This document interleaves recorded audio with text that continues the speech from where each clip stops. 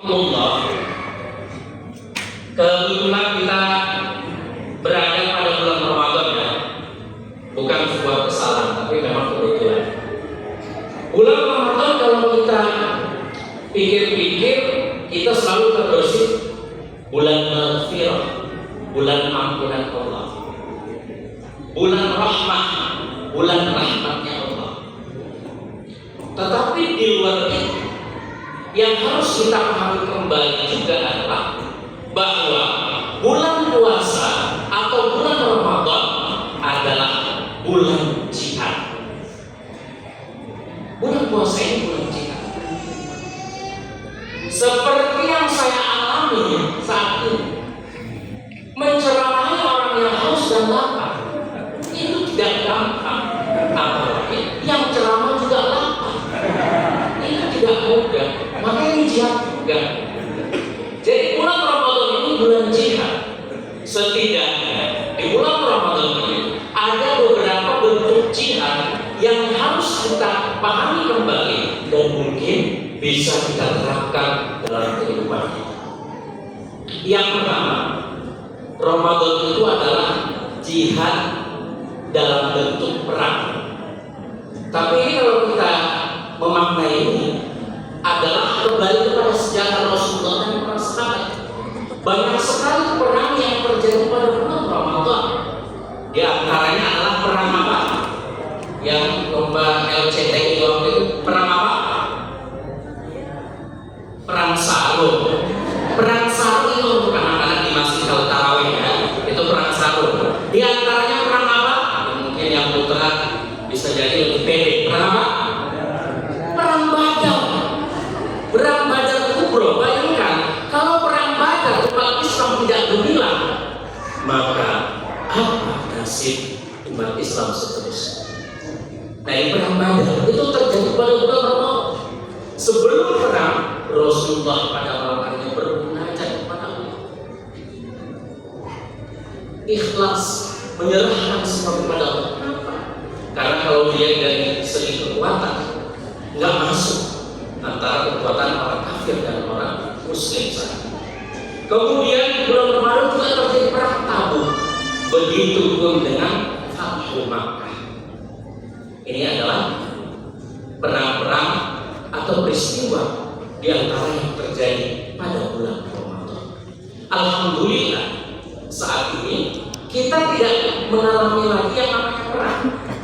Yang perang dengan makna sesungguhnya ya, yang antara lawan dengan lawannya ketemu kemudian saling menyerang. Alhamdulillah di zaman modern ini kita tidak lagi mengalami hal tersebut. Kalaupun ada, mungkin hanya di Palestina, itu pun mungkin bukan perang, tetapi lebih ke genosida. Tapi perang yang sesungguhnya yang berhadapan-hadapan itu zaman sekarang itu mungkin sudah tidak. Kalaupun ada yang saya bilang mungkin perang sarung antara anak-anak di sholat tarawih atau perang ketika lebaran dengan tembak-tembakan air dan seterusnya. Tapi itu adalah perang dengan mata bercanda, ya, bukan perang sesungguhnya. Itu yang pertama adalah perang. Itu di bulan Ramadan, jihad dalam arti perang. Yang kedua, jihad di bulan Ramadan adalah jihad melawan hawa nafsu. Jihad melawan hawa nafsu. Makanya ketika Rasulullah dengan para sahabat kembali dari perang Badar, apa kata Rasulullah? Apa kata Rasulullah? Ini saya bertanya loh, kepada yang jawab gitu kan. Saya bertanya, apa kata Rasulullah? Dia lakukan dalam apa ya? Oke. Rasulullah mengatakan, roja'ana minal jihadil asghar ila jihadil akbar. Kita telah kembali dari jihad kecil, yaitu perang Badar. Ternyata sebesar itu Rasulullah masih mengatakan itu perang kecil. Ilal jihadil akbar, yaitu menuju jihad yang besar. Apa itu? Jihad melawan hawa nafsu. Sore-sore kayak gini ngelihat es dawet segar. Sore-sore ini ngelihat kebab kayaknya nikmat. Nah, itu adalah jihad melawan hawa nafsu. Bayangkan kalau pas lagi siang, matahari lagi terik, terutama di Natal yang terkenal dengan mentarinya, ya, dengan luar biasa terik. Bayangkan itu. Mungkin pas kita mau wudhu, air wudhu itu kebayang sirup. Pas lagi seger. Kalau bisa mungkin bisa curang-curang dikit gitu ya. Tapi kan bisa ya. Nah itu adalah jihad melawan hawa nafsu pada bulan Ramadan ini. Hebatnya lagi, melawan hawa nafsu bulan Ramadan berbeda dengan melawan hawa nafsu di luar bulan Ramadan. Di bulan Ramadan, kalau misalnya Steven mau makan mie Aryo, misalnya Steven ya nggak usah pengakuan, misalnya mau makan mie Aryo, dia punya uangnya, dapat izin untuk beli, siapa yang melarang? Tidak ada. Atau misalnya yang putri kayak tidak hidup, nama saya disebut kayak misalnya Amel, jadi saya sebutkan misalnya Amel siang-siang ingin jajan di kantin, tinggal turun ke bawah, uang ada, yang dijual ada, siapa yang melarang? Tidak ada. Tapi di bulan Ramadan yang halal seperti nasi biryani misalnya, atau mungkin tadi minuman segar halal, punya kamu sendiri, tapi nggak boleh diminum, nggak boleh dimakan. Kenapa? Karena lagi menahan atau lagi puasa. Itulah jihad melawan hawa nafsu. Ketika yang halal aja nggak boleh ketika kita lagi berpuasa, apalagi yang haram, yang halal aja nggak boleh. Ada waktu tertentu untuk melakukan jihad nafsu di bulan Ramadan.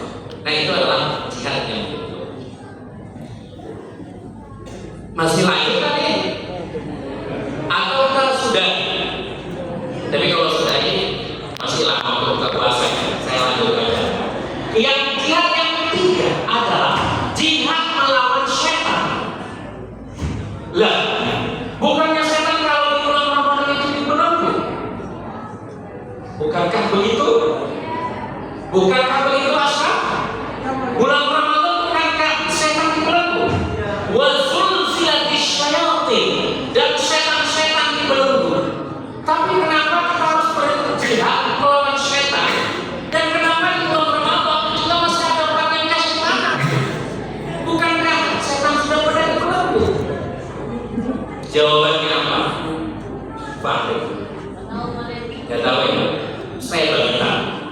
Jawabannya adalah para ulama menjelaskan terkait hadis Rasulullah SAW, setan-setan dibelenggu. Yang dibelenggu adalah dari kodratnya setan, anak buahnya bebas.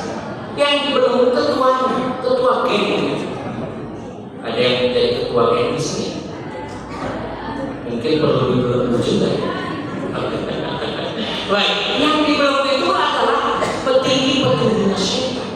Adapun orang-orang, adapun setan-setan yang merupakan rojo-rojonya, atau mungkin setan yang minal jinnati wan nas, setan yang bentuk jin dan juga bentuk manusia, itu tidak dibelenggu. Apalagi kalau bentuknya manusia. Kalau kamu menemukan teman atau orang yang menggodai kamu waktu puasa, perlu dipertanyakan. Yang minal jinnati atau minal nas, perlu dipertanyakan. Lah kenapa teman saya bisa begitu? Kan ini puasa, bukannya setan dibelenggu. Nah ini tadi yang dibelenggu setan yang mana aja, bukan semuanya dibelenggu, apalagi setannya berbentuk nyata ya, gitu kan. Nah sehingga kan kalau saya bacain ayat kursi nggak kabul-kabul, setan yang bentuknya manusia bukan dengan ayat kursi, tapi dengan kaki kursi. Baru itu setannya terus ya. Jadi itu kenapa kemudian di bulan Ramadan itu perlu jihad melawan setan, karena bukan semua setan itu dibelenggu, yaitu minal jinnati wan nas, terutama dari kalangan jin dan kalangan manusia itu tidak dibelenggu. Makanya kamu logo dan seterusnya kata. Yang berikutnya, jihad di bulan Ramadan ini, sahabat jihad yang berikutnya di bulan Ramadan ini adalah jihad dalam beribadah. Berat nggak sholat tarawih? Berat. Mau 28 aja kenapa sih? Mau 84 boleh nggak sih? Witirnya boleh 1 rakaat nggak? Boleh nggak surah-surah langganan? Puluh dan seterusnya. Tidak dapat nikmat. Apalagi setelah sholat tarawih ditambah dengan tadarus. Ya Allah, ini mata udah pengen main game, ini mata udah pengen scroll TikTok. Ya, coba lebih nikmat mana sholat tarawih daripada TikTokan? Itu kan jawaban yang di ujung lidah. Enggak, bukan begitu ya. Semua tergantung keimanan masing-masing. Tetapi itulah jihad. Apa tadi? Dalam beribadah. Terutama di bulan Ramadan. Di luar bulan Ramadan kan setelah sholat isya kamu tidak perlu untuk sholat lagi. Tapi di bulan Ramadan setelah sholat isya 8 atau 20 rakaat menanti itu. Dalam kondisi perut sudah kenyang, berarti kan makin berat loh. Ketika jalan, ya Allah, akhirnya kita coba pelan-pelanin supaya apa? Supaya lewat 4 rakaat. Dihitung tuh langkahnya itu setelah rakaat, ini udah 1 rakaat. Nah begitu nyampe masjid, ternyata imamnya Assalamualaikum warahmatullahi wabarakatuh. Udah berapa rakaat?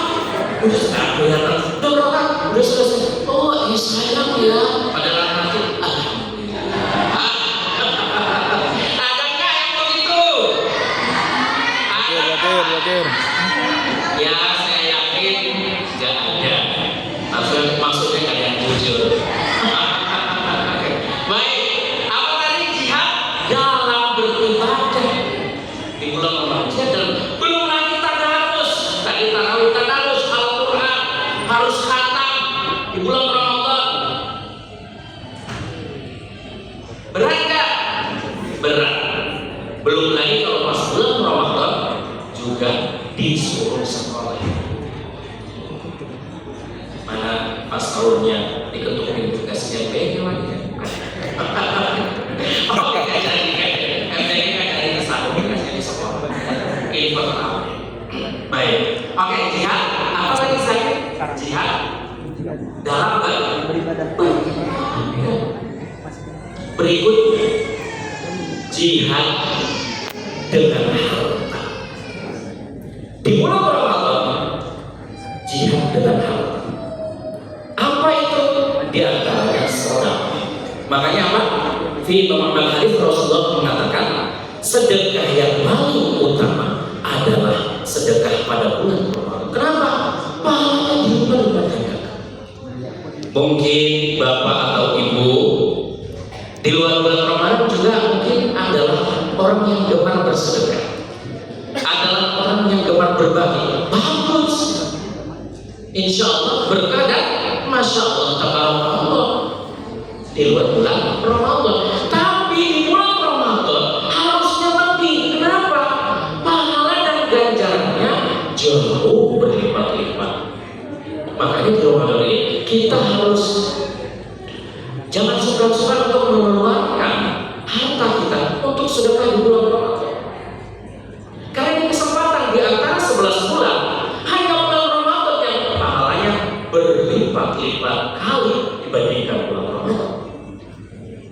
Makanya kalau kita lihat ya, orang-orang mengundang untuk bukber, orang-orang ngasih untuk orang yang puasa, orang-orang ngasih untuk zakat, infak, sedekah dan sebagainya. Karena memang dapat dipahami oleh beliau bahwa di bulan Ramadan bulannya sedekah dilipat ganda. Benar itu? Mengeluarkan uang itu juga bukan hal yang mudah, tapi itulah jihad dengan harta. Yang unik lagi, hanya di bulan Ramadan ada ibadah dengan jihad dengan harta tadi yang berupa ikhlas. Itu juga bentuk sedekah dan bentuk jihad di dalam Allah. Ikhlas, yaitu memberikan makanan untuk berbuka puasa bagi orang-orang yang berpuasa. Dan itu semua orang bisa lakukan dan objeknya banyak semua. Kalau di luar bulan Ramadan kita harus cari dulu siapa yang puasa sunnah Kamis. Kalau puasa capek kan datang. Mana kita bukan dari sensus penduduk. Tapi kalau bulan Ramadan nggak perlu didatang. Khusus aja. Abang-abang di parkiran, walaupun kita nggak tahu kebenarannya puasa kayak apa, pasti puasa. Kasih sedekah, kasih menu untuk berbuka puasa dan iftarus shaimin. Itu untuk bulan Ramadan. Nggak peduli itu mau dia uang suki, uang rasuki, bahkan uang rasuki, tetap semuanya berhak untuk mendapatkan iftar tadi, mendapatkan iftar. Semuanya bisa berhak. Makanya kalau kita lihat, walaupun di Indonesia itu tradisi ya, bukber di mana-mana. Bahkan non muslim juga buat bukber untuk teman yang muslim benar. Seperti misalkan di binus dan lain-lain itu mereka buat untuk teman-temannya muslim gitu kan. Nah, sebukber di mana-mana. Semua orang berhak untuk ikut bukber. Kenapa? Karena mereka meyakini itu adalah bentuk jihad bil mal, jihad dengan harta berupa bersedekah, yaitu iftarus shaimin kepada orang yang berpuasa. Makanya kalau ada WhatsApp di bulan Ramadan, ada notifikasi, khusus aja mungkin undangan bukber. Bahkan ada orang yang buat bukber langsung pakai undangan dicetak, di mewah itu, kemudian diberikan kepada orang yang menerima undangan. Kayak kalau kayak kata lagu Minang itu, badabo darah dado menalimo sure undangan babuko puaso mari kita buko basamo. Itu kan mungkin lagu Minangnya gitu kan ya. Benar nggak kayak ini? Enggak, maksud bahasa Minangnya benar nggak yang saya bilang? Nah, dia berarti iya ya. Jadi itu ya, jihad bil aqwal. Jadi di bulan Ramadan ini adalah kesempatan untuk bersedekah, sedekah. Kenapa? Karena di bulan Ramadan berlipat-lipat kali pahala. Jadi mari berjihad di bulan Ramadan. Yang terakhir, alhamdulillah, mendengar kata terakhir ya, alhamdulillah. Maksudnya yang terakhir dari bentuk jihad. Ceramah saya bisa lanjut, belum tentu terakhir kan? Maksud saya dari bentuk jihad yang terakhir adalah jihad bil ilmi, jihad dengan ilmu. Seperti apa itu? Seperti yang kita saksikan hari ini. Orang-orang yang anak-anak kita yang sudah tasyakuran hafalan Al-Quran, itu adalah jihad bil ilmi. Mereka sudah melakukan jihad dengan ilmu. Membaca Al-Quran, jihad dengan ilmu. Makanya tadarus membaca Al-Quran ke bulan Ramadan itu jihad bil ilmi. Mereka yang tiap pagi melawan ngantuk setelah sholat subuh untuk menghafal Quran, apalagi di Ramadan, jihad bil ilmi. Yang datang ke majelis-majelis pengajian, jihad bil ilmi. Makanya kita lihat di bulan Ramadan, kenapa para ustaz dalam tanda kutip pada makin laris, dalam tanda kutip ya? Karena memang tadi jihad bil ilmi. Orang-orang juga kalau di bulan Ramadan semangat untuk mendatangi majelis ilmu juga naik semangatnya dibandingkan di bulan-bulan lain. Makanya kita juga harus mempergunakan jihad bil ilmi pada bulan Ramadan. Kalau kamu seorang siswa, ya belajar. Misalnya nih, besok kan udah masuk ke kelas. Kalau kamu bismillahirrahmanirrahim, pengen kesal nih belajar, ingat, ya Allah, lindungi Bilqis kayak gini. Ya Allah, ini saya lagi jihad bil ilmi, sehingga kamu gak perlu kesal belajar di bulan Ramadan. Kenapa? Ingat, kamu sedang jihad bil ilmi. jihad menuntut ilmu. Mr. Dino ngasih tugas matematika. Teriak, "Aduh Mister, ini kan bulan puasa, kenapa ada tugas?" Ingat, jihad bil ilmi. Apa ya dikasih tugas sama Miss Levia? "Miss, tugasnya kenapa nggak harus lebaran aja?" Miss Levia jawab, "Kalau lebaran kan kita halal bihalal, bukan untuk saya lagi di depan ya, medium wali." Sabar, ini adalah jihad bil ilmi. Seperti itu. Jadi kenapa saya bilang begini? Besok kalau saya masuk di kelas dan kalau ada siswa yang ngeluh, saya bilang stop. Jihad bil ilmi. Apabila jadi kita tempelkan ke jihad bil ilmi, agar semuanya ya jihad bil ilmi. Ada 20 orang dalam proses satu-satu jihad bil ilmi. Ingat, jihad bil ilmi. Lama-lama saya yang capek. Aduh, mau batal nih karena jihad bil ilmi. Tapi memang begitu, harus jihad bil ilmi. Semangat. Apa tadi Novel?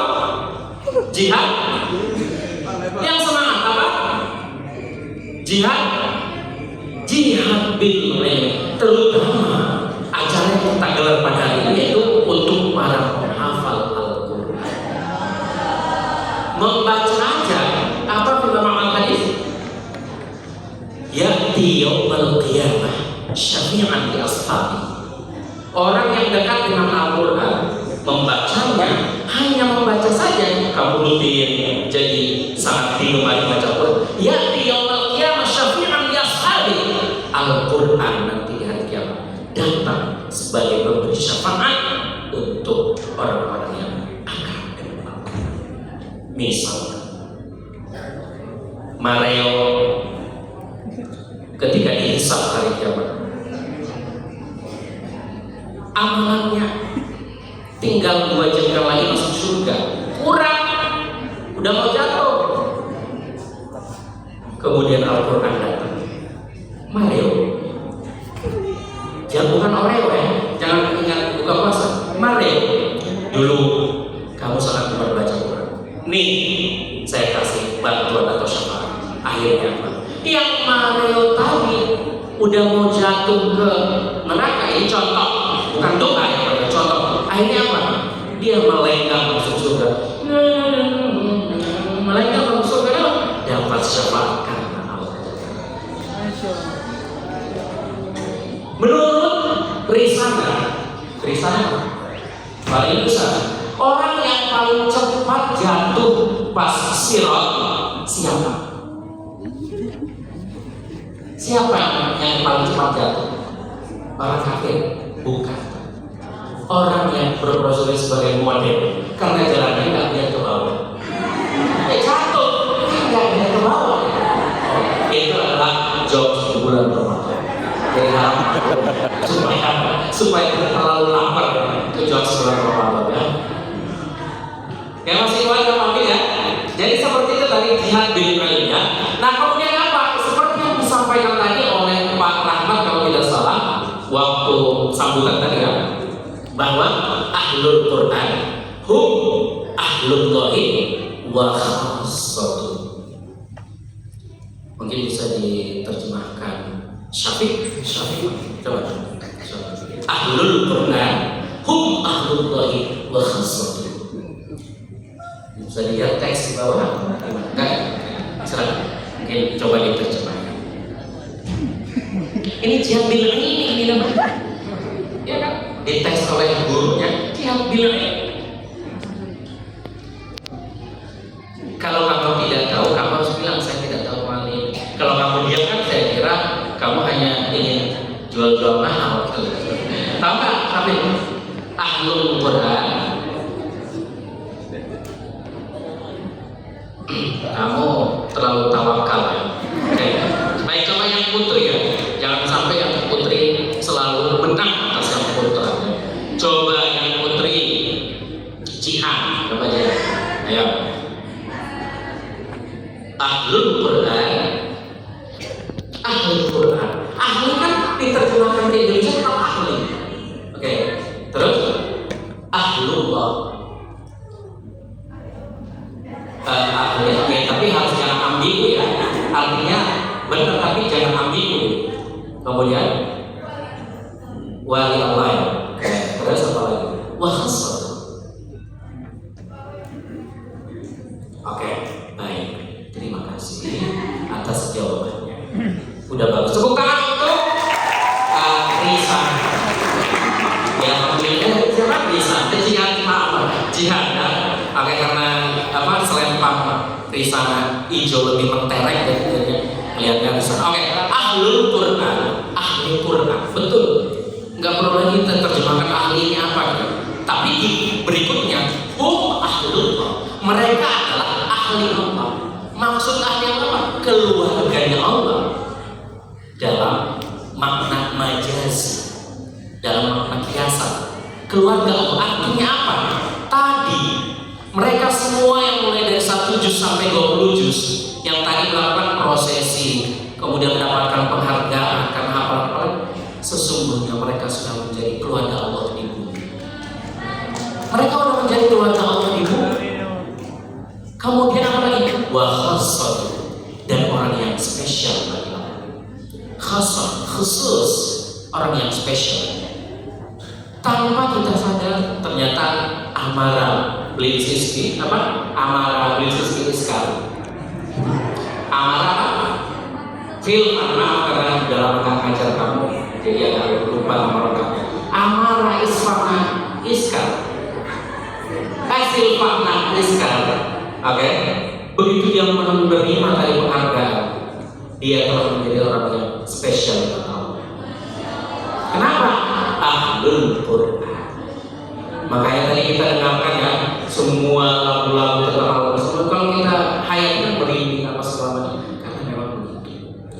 Hum ahlullah wa khassatuh. Mereka adalah keluarga Allah di bumi dan orang-orang yang spesial dan khusus di mata Allah.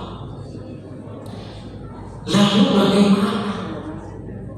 Apa? Kalau saya jawab sendiri, oke?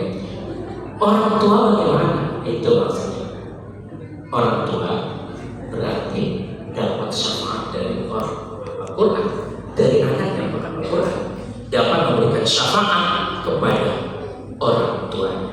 Makanya yang putri, mereka memakai mahkota melambangkan apa?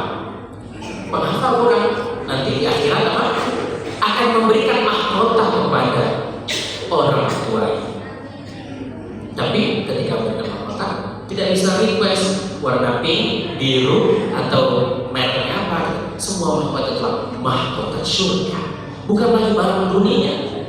Jadi di akhirat akan memberikan mahkota. Makanya ini karena memang momentumnya pas ya, untuk anak-anak kami yang sudah wisuda dari yang 1 juz, yang 2 juz sampai yang 20 juz, lanjutkan, tingkatkan. Kenapa? Itu kalian adalah orang-orang yang spesial dan orang-orang yang sangat istimewa. Walaupun tadi kalau kita lihat di perjalanan itu ya Allah, habis subuh masih nggak ngantuk. Ya kan?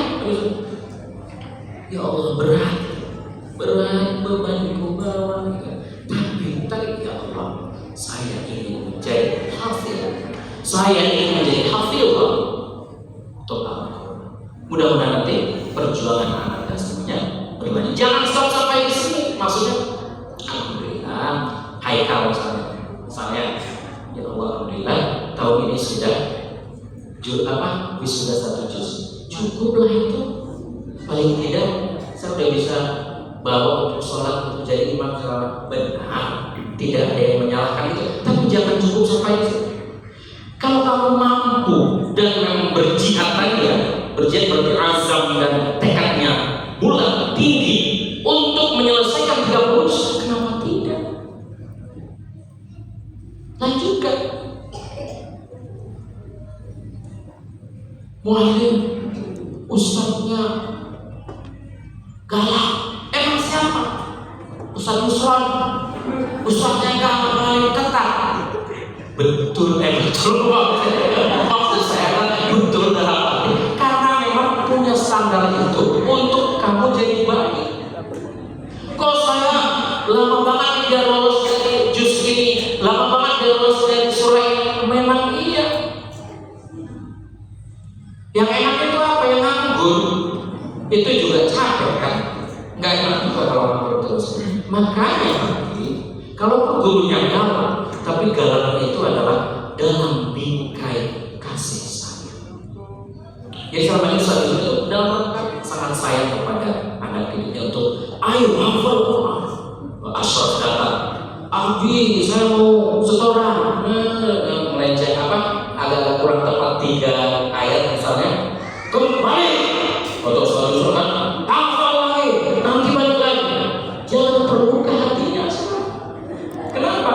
Beliau ingin kamu menjadi yang terbaik. Jangan terbuka hatinya. Kamu jangan tiba-tiba ku menangis membayangkan. Jangan begitu. Kamu jangan terbuka hati. Ya Allah, marahnya Ustaz itu berkah. Atau yang putri Miss Hafizah, tapi kalau Miss Hafizah tidak bisa marah, ya kan? Berarti beliau harus punya asisten. Jadi begitu ya, jangan sampai kamu berhenti sampai di sini. Yang 20 juz tadi tahun depan, ayo dong 30 juz. Dari tahun lalu dengan tahun kan belum ada yang 30 juz. Nah ini harapan kita tahun depan, tiba-tiba, bukan tiba-tiba sih memang dengan perjuangan ya, tapi ada beberapa orang yang sudah 30. Al-Syafadillah Hafiz 30 juz dengan pendidikan mumtaz, putra dari Masya Allah, luar biasa. Nah, kemudian yang lain juga, atau tiba-tiba ada gerakan dari Aisyah tahun depan dia sudah 30 juz, atau gerakan dari siapa lagi yang belum saya sebut, itu udah saya sebut semua.